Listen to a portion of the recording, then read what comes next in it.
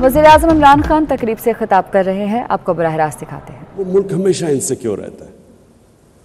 तो मैं जब मदीना की रियासत की बात करता हूँ, मुझे बड़ा अफसोस होता है कि लोगों को इस चीज़ कॉन्सेप्ट समझ ही नहीं है मदीना की रियासत क्या है।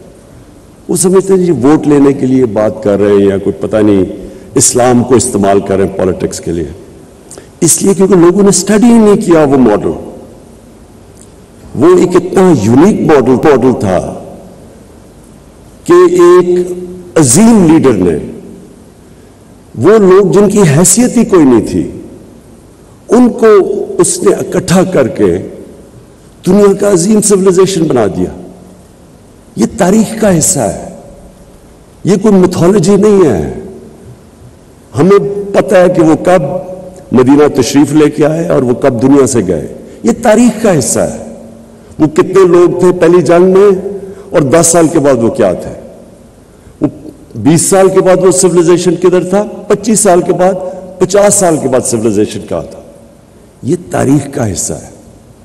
वो मॉडल क्या था, वो एक्चुअली ये जो आपकी नेशनल सिक्योरिटी है, ये बिल्कुल वो अगर आप मॉडल समझ जाएं, वो ही सिक्योरिटी है मुल्क की। उन्होंने दुनिया की पहली वेलफेयर स्टेट कायम की। पैसे भी नहीं थे, उनके पास कोई दौलत नहीं थी, बड़े हिजरत करके आए थे, गरीब लोग थे, लेकिन उन्होंने एक चीज साबित की कि जब एक कौम अपने कमजोर तबके का ध्यान रखती है, असल में सिक्योरिटी वो है, वो सिक्योर हो जाती है, कौम खड़ी हो जाती है। सबका स्टेक होता है कौम के अंदर। जब तक कि हर इंसान का स्टेक नहीं होता, आप जितने मर्जी 22 करोड़ का हजूम है, वो इनसिक्योर रहेगी हमेशा। सिक्योरिटी तब आती है जब हर शहरी अपनी कौम को ओन करता है। फौज सिक्योरिटी नहीं दे सकती, लिमिटेड सिक्योरिटी है। सिक्योरिटी देती है अवाम। अवाम जब खड़ी हो जाती है, कौम बन जाती है, वो सबसे ताकतवर कौम है। छोटा सा क्यूबा, सैंक्शंस कितनी लगी, वो कैसे सरवाइव कर गया? क्योंकि जो हुकूमत थी, दुनिया की बेहतरीन फलाई रियासत उन्होंने बनाई। हर इंसान के लिए उन्होंने, एक रियासत ने स्टेक दे दिया कि ये आपकी रियासत है। और जब उन्होंने वेलफेयर स्टेट बनाई, कुछ भी नहीं था, कुछ भी नहीं है उनके पास, कंपेयर करें पाकिस्तान से, लेकिन वो खड़े हो गए। तो हमारा जो पाकिस्तान का सबसे बड़ा इनसिक्योरिटी का अब तक जिस वजह से हम इनसिक्योर हैं, जो वजह है, वो हमारी अनइक्वल डेवलपमेंट है। हमारे अमीर गरीब के अंदर फासले बढ़ते रहे। हमारे मुल्क के अंदर एक छोटा सा एलीट ने कैप्चर कर लिया मुल्क की रिसोर्सेस, और एलीट ने दूसरों को, कंपटीशन को आने नहीं दिया। जो असल एंटरप्रेन्योर्स था उनको ऊपर नहीं आने दिया। उसने सारी रिसोर्सेज, और इससे ज्यादा जुल्म का निजाम क्या होगा कि छोटे से एलीट ने एक इंग्लिश मीडियम सिस्टम ले आया एजुकेशन का, और एजुकेशन सिस्टम के जरिए लोगों को नीचे कर दिया। एक अपार्थाइड बना दी कि जो सिर्फ अच्छी नौकरी इंग्लिश मीडियम, बाकी अवाम के लिए सेकेंडरी नौकरियां। तो सारा जो हमारा सिस्टम था एजुकेशन का, हेल्थ सिस्टम, वो Aahista Aahista government hospital degenerate कर गए। सिर्फ प्राइवेट हॉस्पिटल में लोग जाके अच्छा इलाज करवा सकते थे या मुल्क से बाहर जाते। और वही जस्टिस सिस्टम के अंदर बेचारा गरीब जब ताकतवर के सामने आता था, उसको जस्टिस नहीं मिलता था, बेरोजगार होता था, उसको कोई स्टेट कोशिश नहीं करती थी उसकी मदद करने के लिए। तो हमारा जो ये नॉन इंक्लूसिव ग्रोथ है, मैं अगर मुझे कहें कि एक चीज पाकिस्तान की इनसिक्योरिटी में जिसका सबसे बड़ा हाथ है, वो ये थी। और सेकेंडली, रूल ऑफ लॉ। कोई भी दुनिया में माशरा अगर समझते हम कि वो तरक्की कर जाएगा, वो अपने पोटेंशियल पे पहुंच जाएगा, वो रूल ऑफ लॉ के बगैर नहीं पहुंच सकता।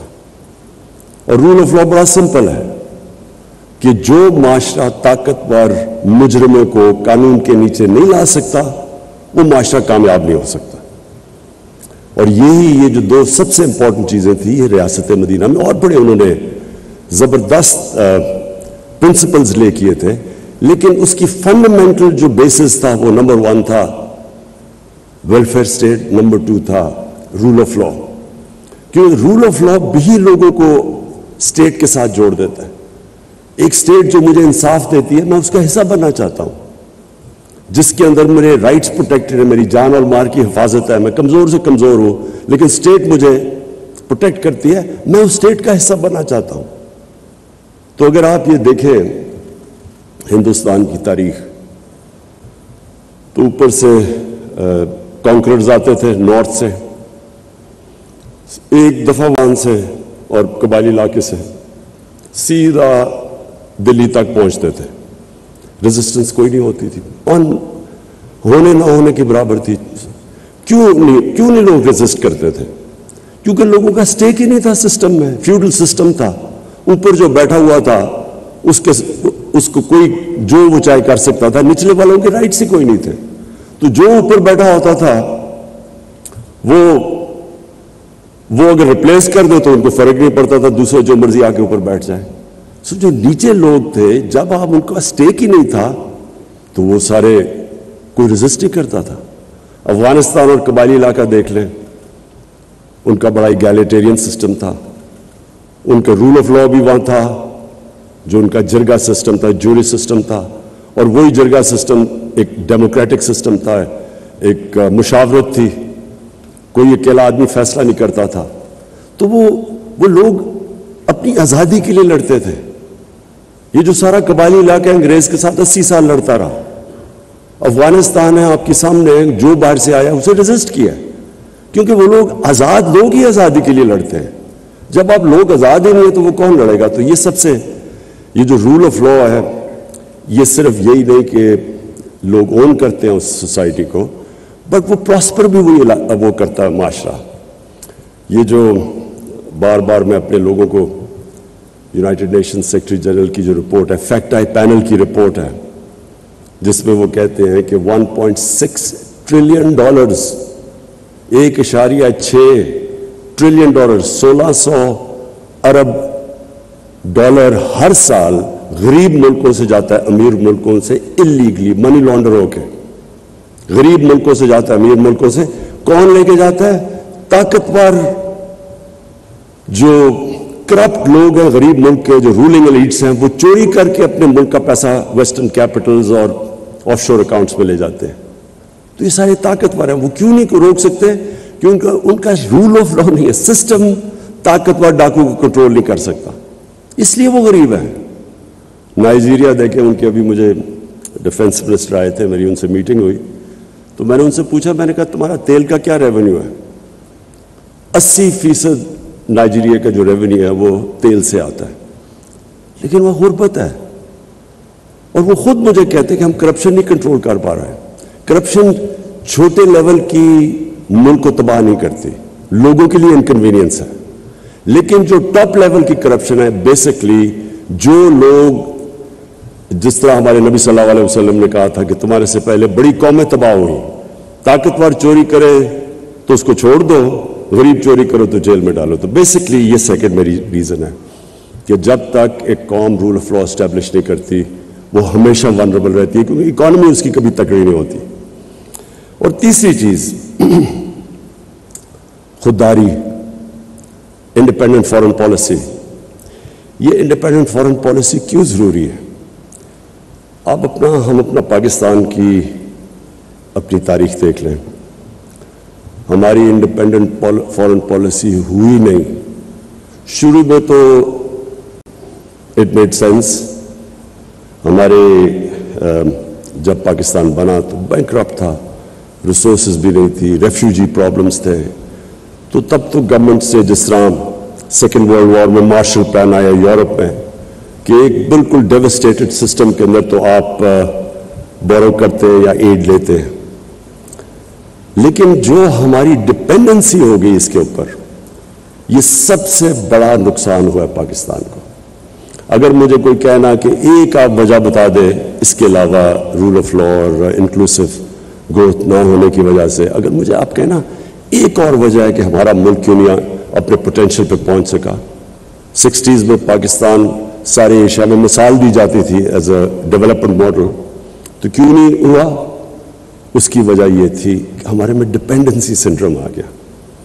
ہم نے اپنے اندر جو انسان کے اندر اللہ نے طاقت دی ہے وہ ہم نے کبھی ڈسکور کرنے کی کوشش نہیں کی۔ ایک انسان اپنی پوٹینشیل پہ تب پہنچتا ہے جب وہ ریزسٹنس کے سامنے کھڑا ہوتا ہے، جب وہ انسان پش کرتا ہے اپنے آپ کو، اس کے اندر سے اللہ کا اتنا جو پوٹینشیل دیا وہ نکلتا ہے۔ جس طرح ایک اللہ نے انسان کو بنایا ہے ایسا ہے کہ اگر وہ بازو کو ریزسٹ کرے گا، ویٹس اٹھائے گا، بازو تکڑا ہو جائے گا، بازو کو استعمال نہ کرے وہ سوکھ جائے گا۔ وہی انسان کا جو اصل پاور ہاؤس ہے، اس کا مائنڈ، جتنا وہ ریزسٹ کرتا اتنی وہ اپنے اندر ڈسکور کرتا اللہ نے کیا صلاحیتیں دی ہے۔ قوم کا بھی یہی ہے، قوم کے اندر جب یہی شروع میں آ جائے کہ جی اگر ہمیں ایڈ نہیں ملے گی تو ہم چلیں گے نہیں، تو پہلے معافی سے شروع کریں، وہ قوم نہیں کبھی بنی۔ قوم بنتی ہے جب ایک independent foreign policy, meaning foreign policy جو قوم کے مفادات کو پرائرٹی دیتی ہے، پھر آگے چیزیں آگے جاتی ہے اس کے۔ تو اب دیکھ لیں، کبھی ہم نے ایویلیویٹ نہیں کیا کہ ہم نے جب افغان جہاد میں شرکت کی تو اس سے ہم نے کیا کھویا کیا پایا، اس کی کبھی انڈیپینڈنٹ انالیسز نہیں ہوئی کہ ہم نے اپنی بالکل افغانستان کے لوگوں کی مدد کی، فورن آکوپیشن تھی، ان سے ظلم ہوا، ہم نے شرکت کی، لیکن کبھی ہم نے یہ نہیں ایویلیویٹ کیا کہ کیا ہم نے شرکت اس لیے کی کہ ہم افغانستان کے لوگوں کی مدد کرنا چاہتے تھے، یا ہم نے شرکت کی ڈالرز کی وجہ سے اور ایڈ کی وجہ سے۔ اس کی ہم نے صحیح معنی میں ایویلیویشن نہیں کی، کبھی ڈسکشن نہیں ہوئی۔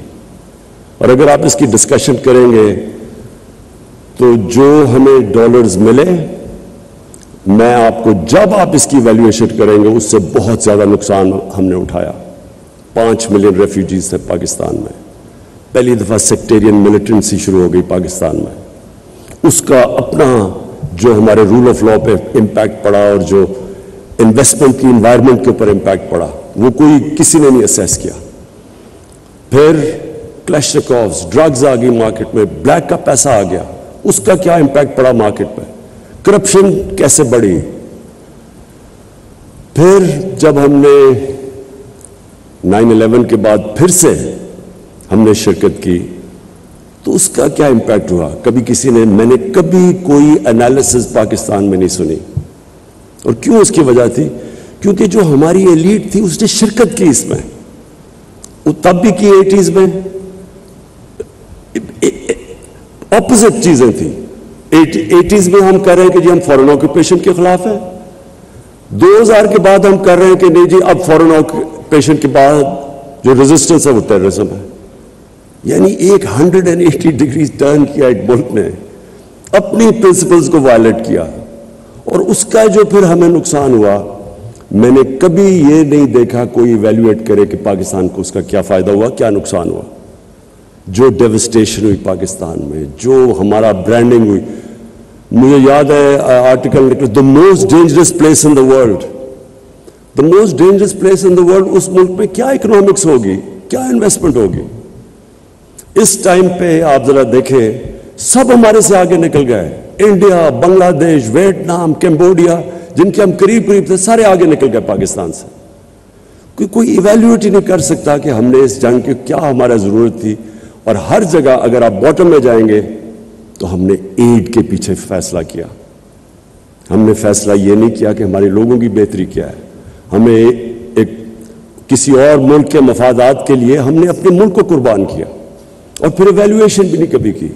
تو اس لیے میں یہ بلیو کرتا ہوں کہ جس ملک کی انڈیپینڈنٹ فارن پالیسی نہیں ہے وہ کبھی اپنے لوگوں کے مفادات کی حفاظت نہیں کر سکتا، جو اپنے لوگوں کے انٹرسٹ ہے وہ کبھی نہیں ان کو ڈیفینڈ کر سکتا، اور پھر نہ ہی اس کی دنیا میں رسپیکٹ ہوتی ہے۔ ہم نے پوری کوشش کی اپنے 3.5 سال میں کہ پاکستان کی فارن پالیسی آزاد ہو، بلاک پالیٹکس سے ہم بچیں، ہم برانڈ نہ ہو کہ ہم اس بلاک میں یا دوسرے بلاک میں، ہم صرف فیصلہ کریں کہ پاکستان کے 22 کروڑ لوگوں کے فائدے میں کیا چیز ہے، ہماری پالیسی صرف اس سے کرافٹ ہو، یہ نہ ہو کہ جو ہمیں ادھر سے حکم ملے تو ہم ادھر چلے جائیں۔ اور میں سمجھتا ہوں کہ جو پاکستان کو رسپیکٹ ملا ہے، کوئی انڈیپینڈنٹ اس کی ایویلویشن کروائے کہ 3.5 سال میں جو پاکستان کی فارن پالیسی میں انٹرنیشنلی جو ہمیں رسپیکٹ ملا، یہ کبھی پاکستان کو پہلے نہیں ملا.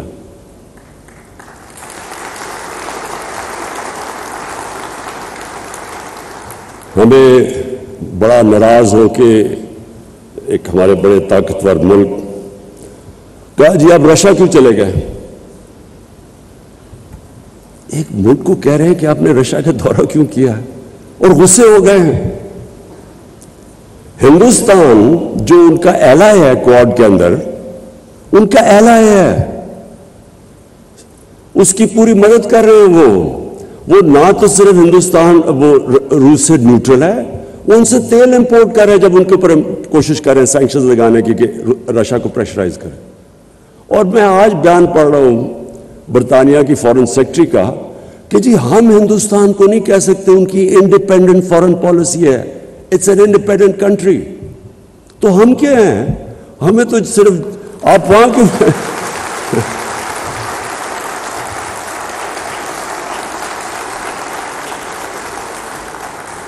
اور میں یہ کسی کو میں ایکچولی ان کو بلیم نہیں کرتا، یہ ہمارا قصور ہے. میں ابھی دیکھ رہا تھا کل ہمارے جنہوں نے اچکنے سلوائی ہوئی ہیں وہ انٹرویو دے رہے تھے، جی امریکہ کو ناراض نہیں کرنا چاہیے. وہ کھڑے ہو کے انٹرویو دے رہے ہیں، ہاں امریکہ کے بغیر ہمارا گزارا نہیں ہو سکتا. ان لوگوں کی وجہ سے آج ہم یہاں پہنچے ہیں. انہوں نے اپنے ملک کو اپنے ایلیٹ کے، پھر سے میں ریپیٹ کرتا ہوں، قوم کے نہیں، ایلیٹ کے انٹرسٹ میں قربان کی اپنی قوم. ان کے لیے انہوں نے سارے ہمارے ملک کو ذلیل کیا دنیا میں. ہمارے اکنامک انٹرسٹ انہوں نے قربان کی اپنے ذاتی، جن کے پیسے باہر پڑے ہیں، دولت باہر پڑی ہوئی ہے. ڈر رہے ہیں وہ کہ جی وہ جو رشین اولیگارکس کے پیسے سے اور آف شور اکاؤنٹ سے ہو رہا ہے وہ ان کے نہ ہو جائیں پھر سے. اس لیے یہ ہمارے سارے ملک کی عزت کو داؤ پہ لگاتے ہیں. کبھی کسی ملک کی عزت نہیں ہوتی جو اپنے پیر پہ نہیں کھڑا ہوتا. ہمیشہ خوددار انسانوں کی عزت ہوتی ہے. غیرت مند انسان کی ساری دنیا عزت کرتی. جو اپنی عزت ہی نہیں کرتا اس کی کس نے عزت کرنی ہے؟ حکم دیتے ہیں ہم تمہیں، اگر یہ تم نے اس فلانے کو نو کانفیڈنس میں شکست نہ دی تو بڑے کانسیکوینسز ہوں گے. یہ کبھی کوئی ایک ملک کو کوئی اس طرح کا تھریٹ دے سکتا ہے؟ کیا ہم کو یعنی کیسے ایک قوم کی، میں آپ کو یقین بتاؤں کہ ان کے اپنے اخباروں میں یہ پتہ چل جائے تو ان کی ایڈمنسٹریشن کو اپنے اخباروں سے خوف آئے کہ ایسے کوئی کسی کے افیئرز میں مداخلت نہیں کرتا. یہ ہماری غلطی ہے. ہم نے ان کو امپریشن دیا کہ جی آپ کے بغیر ہم زندہ نہیں رہ سکتے. تو میں اس کو سمرائز کرتا ہوں. نیشنل سیکیورٹی ملٹی ڈائمینشنل چیز ہے. سب سے بڑی ڈپینڈ کرتی ہے کہ آپ کی قوم آپ کے ساتھ، ملک اور قوم، گورنمنٹ اور قوم ایک ہی ہیں. جب وہ ایک ہو جاتے ہیں کوئی چیز امپاسبل نہیں ہوتی. اور وہ تب ہوتی ہے جب کہ گورنمنٹ لوگوں کے انٹرسٹ، ان کے نیڈز کی دھیان رکھتی ہے. مجھے جو سب سے بڑی خوشی ہے وہ یہ کہ ہم نے وہ کام کیا جو ڈیولپ ملکوں کے اندر بھی نہیں ہے. Universal health coverage. ہم نے ہیلتھ کارڈ لے کے آئے ہیں جتنے ہمارے صوبے، پنجاب، کے پی، گلگت بلتستان اور آزاد کشمیر، ہر خاندان کو ہم نے ہیلتھ کارڈ دیا، ہیلتھ انشورنس. 10 لاکھ روپیہ خاندان کسی بھی ہاسپٹل میں جا کے علاج کروا سکے. یہ یاد رکھیں، گورنمنٹ میں نہیں. وہ جو پرائیویٹ ہاسپٹل کا سوچ بھی نہیں سکتا تھا، آج غریب سے غریب آدمی جا کے پرائیویٹ ہاسپٹل پہ اپنا علاج کروا سکتا ہے. یہ اس لیے کہ جو سب سے زیادہ ونربلٹی ایک انسان کی ہوتی ہے وہ جب اس کے گھر میں بیماری ہو اور اس کے پاس پیسہ نہ ہو علاج کروانے کا. یہ سب سے زیادہ ایک گھر میں عذاب ہوتا ہے. اور ہم نے جتنی بھی اس کی ریسرچ اور سرویز کی گئی ہیں، ایک خاندان جو گزارا کر رہا ہوتا ہے، اچھا بھلا پیر پہ کھڑا ہوتا ہے، ایک بیماری کی وجہ سے وہ غربت کی لکیر کے نیچے چلا جاتا ہے، بورو کرنا پڑتا ہے ان کو پیسہ. تو یہ मैं समझता हूँ कि हमारा सबसे बड़ा हमारी अचीवमेंट है। उसके बाद जो भी हमारे सोशल प्रोटेक्शन प्रोग्राम्स हैं जो कभी पाकिस्तान में नहीं आए, तो कोशिश ये है कि निचले लोगों को ऊपर उठाएं और उनको इंक्लूड करें। जो स्ट्रगल है वो पाकिस्तान की सबसे बड़ी स्ट्रगल रूल ऑफ लॉ की है। ताकतवर माफियाज, रूलिंग एलीट्स, इनको आदत पड़ी हुई है, ये सबसे ज़्यादा रेजिस्ट करते हैं कि अपने आप को कानून के नीचे लाने के लिए, और ये हमारी एक जनरेशन की बहुत बड़ी स्ट्रगल है। और इंशाल्लाह ये क्रिटिकल है, जब हम जीतेंगे तो ये मुल्क एक और ही लेवल पे चला जाएगा। और आखिर में ये जो खुददारी है, ये मेरा बिलीफ है कि इंसान अपने पोटेंशियल पे पहुंचता नहीं जब तक वो अपने पैर पे खड़ा नहीं होता, और जब तक वो अपने आप को चैलेंज के सामने खड़ा नहीं होता। जो भी आसान रास्ता लेता है वो कभी भी आसान रास्ता लेके किसी ने बड़े काम नहीं किए। कौम भी जब तक वो अपने आप को चैलेंजेस, और वो चैलेंज आता ही तब है इंडिपेंडेंट फॉरेन पॉलिसी हो, लेकिन रिस्पेक्ट तब आता है।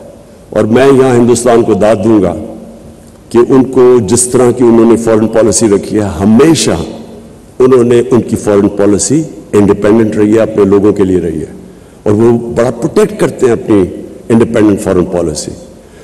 और इंडिपेंडेंट फॉरेन पॉलिसी से ये है, मैं सिर्फ अपनी आखिर में कंक्लूड करूँ कि हमने सऊदी अरेबिया, तुर्की से, ईरान से, इनकी आपस में इख्तिलाफ पूरी कोशिश की, बजाय ये कि हम फ्रीक बने, हमने कोशिश की कि इनको इकट्ठा करने की। फिर अफगानिस्तान में पाकिस्तान का बहुत बड़ा रोल है, हमने पूरी कोशिश की कि जो अफगानिस्तान का पीस प्रोसेस है उसको हम आगे बढ़ाएं। ये जो भी यूक्रेन की कॉन्फ्लिक्ट जिस पे हमारे पुराने दोस्तों को बड़ा गुस्सा चला कि क्यों चला गया मैं रशिया, इसको बताऊं कि यूरोपियन यूनियन काउंसिल के प्रेसिडेंट ने मुझे टेलीफोन करके कहा, क्योंकि हम न्यूट्रल थे, उन्होंने कहा कि हम और चाइना के साथ मिलकर कोशिश करें कि ये जो कॉन्फ्लिक्ट है इसकी कोई रेजोल्यूशन की तरफ जाए। फिर यूक्रेन के प्रेसिडेंट ज़ेलेंस्की ने मुझे कॉल की, उसने भी मुझे कहा कि हम कोशिश करें कि चाइना के साथ मिलकर इस कॉन्फ्लिक्ट की रेजोल्यूशन पे जाए। फिर शाह महमूद कुरैशी कल चाइना में थे, इन्होंने बायलैटरल मीटिंग्स की, ये डिस्कस किया चाइनीज़ फॉरेन मिनिस्टर से अलहदा और रशियन फॉरेन मिनिस्टर से अलहदा, और कोशिश की कि हम किसी तरह हम इन्वॉल्व हों इस पीस प्रोसेस में। लेकिन ये सिर्फ तब हो सकता है जब आप न्यूट्रल हो, जब आपको कोई ब्लॉक पॉलिटिक्स का हिस्सा ना समझे, बिकॉज उस वक्त तो आपकी क्रेडिबिलिटी खत्म हो जाती है। तो इंशाअल्लाह जो पाकिस्तान मैं एनविजिज करता हूं, नया पाकिस्तान, उसमें ये सारी चीजें होंगी। रूल ऑफ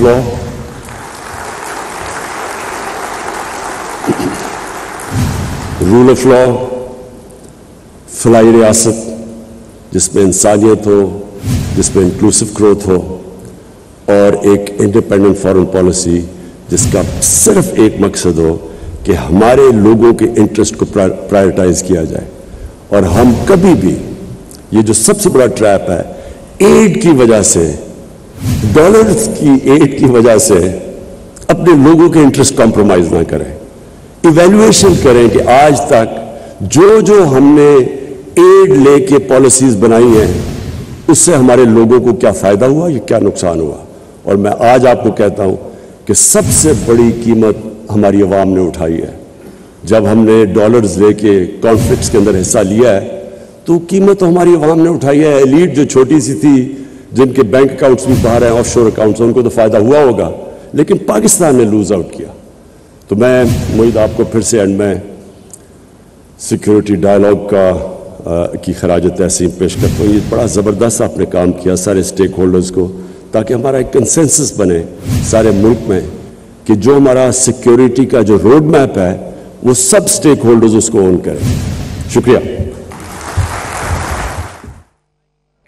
वज़ीर-ए-आज़म इमरान खान तकरीब से खिताब करते कहते हैं कि लोग कहते हैं कि वोट के लिए इस्लाम कार्ड इस्तेमाल कर रहा हूं, अवाम जब खड़ी होती है तो वो दुनिया की ताकतवर कौम बन जाती है। वज़ीर-ए-आज़म इमरान खान तकरीब से खिताब करते हैं। दफ्तर खारजा में कायम मकाम अमरीकी नाज़िमुल उमूर की तलबी, पाकिस्तान की जानिब से सख्त एहतजाज। सफारती ज़राए के मुताबिक कायम मकाम नाज़िमुल उमूर को एहतजाजी मुरास्ता थमा दिया गया। ज़राए के मुताबिक तलबी में अमरीकी सीनियर ओहदेदार के गुफ्तगू और अंदरूनी मामलात पर एहतजाज किया गया। دفتر خارجہ نے امریکی قائم مقام ناظم الامور کا نام لیے بغیر تصدیق کرتے ہوئے واضح کیا کہ طلبی قومی سلامتی کمیٹی کی ہدایات کی روشنی میں کی گئی تھی۔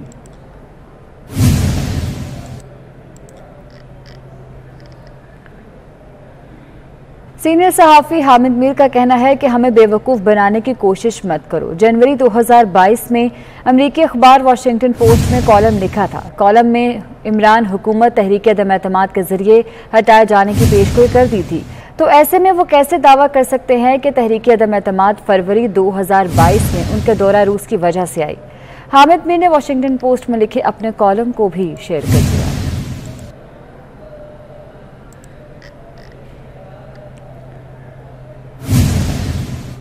سابق صدر آصف علی زرداری نے پیپلز پارٹی پنجاب کی پارلیمانی پارٹی کا اجلاس طلب کر لیا۔ پیپلز پارٹی پنجاب کی پارلیمانی پارٹی کا اجلاس آج شام 6 بجے زرداری ہاؤس اسلام آباد میں ہوگا۔ پنجاب کی بدلتی سیاسی صورتحال پر پیپلز پارٹی کی حکمت عملی سامنے آ گئی ہے۔ تفصیلات جانتے ہیں عثمان جاوید ملک سے۔ عثمان، آگاہ کیجیے گا۔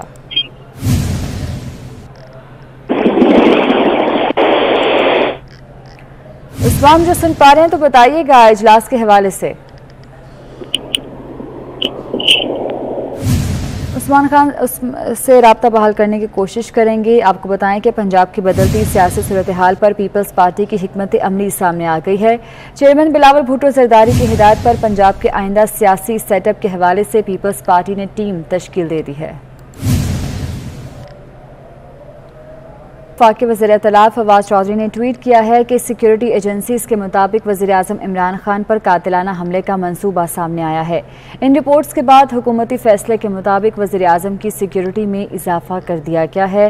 وفاقی وزیر اطلاع فواد چودھری کی جانب سے ٹویٹ کیا گیا ہے، جس میں ان کا یہ کہنا ہے کہ سیکیورٹی ایجنسیز کے مطابق وزیراعظم عمران خان پر قاتلانہ حملے کا منصوبہ سامنے آیا ہے۔ ان رپورٹس کے پیش نظر حکومتی فیصلے کے مطابق وزیراعظم کی سیکیورٹی میں اضافہ کر دیا گیا ہے۔ وفاقی وزیر داخلہ شیخ رشید کا کہنا ہے کہ پاکستان کی سیاست میں کل کا دن بڑا اہم ہے۔ پتہ نہیں پرسوں میں سیاست میں رہوں گا یا کہیں اور رہوں گا۔ پیر کو سیاست سے ریٹائر ہونا چاہتا تھا، لیکن عمران خان کو اکیلا نہیں چھوڑ سکتا۔ میں عمران خان کے ساتھ چٹان کی طرح کھڑا ہوں۔ چور، لٹیرے، ڈاکو سب عمران خان کے خلاف اکٹھے ہو گئے ہیں۔ ملک میں انتخابات کا فیصلہ فوری ہونا چاہیے اور ذمہ دار حج کے بعد الیکشن کا اعلان کرے۔ مزید کیا کہا، آئیے دیکھتے ہیں۔ پاکستان کی سیاست میں کل کا دن بڑا اہم ہے۔ میں سوار کے دن، منڈے کے دن سیاست سے ریٹائر ہونا چاہتا تھا، اور بعض چور، لٹیرے، ڈاکو پاکستان کی دولت باہر لوٹ کر لے جانے والے لوگ، باہر کی دنیا میں اپنی محل تعمیر کرنے والے لوگ آج سارے عمران خان کے خلاف اکٹھے ہو گئے ہیں، اور میں عمران خان کے ساتھ چٹان کی طرح کھڑا ہوں۔ چاہے اتوار کے دن عمران خان کے خلاف عدم اعتماد کامیاب بھی ہو جائے، لیکن ان مرداروں سے وہ نہیں شکست مانے گا۔ نون لیگی رہنما مریم اورنگزیب کہتی ہیں کہ عمران خان کا کرپشن کا بیانیہ ملکی اور غیر ملکی عدالتوں سمیت ہر قانونی پلیٹ فارم پر پٹ گیا ہے۔ مدینہ کے پاک نام پر سیاست کا بیانیہ آپ کی بدترین کارکردگی کی نظر ہو گیا۔ انہوں نے کہا کہ امر بالمعروف کی مقدس قرآن اصطلاح آپ نے اپنے سیاسی ڈھونگ اور سیاہ اعمال کی بھینٹ چڑھائی۔ غیر ملکی سازش کا ڈرامہ تو عدم اعتماد کے ذریعے دفن ہونے والا ہے۔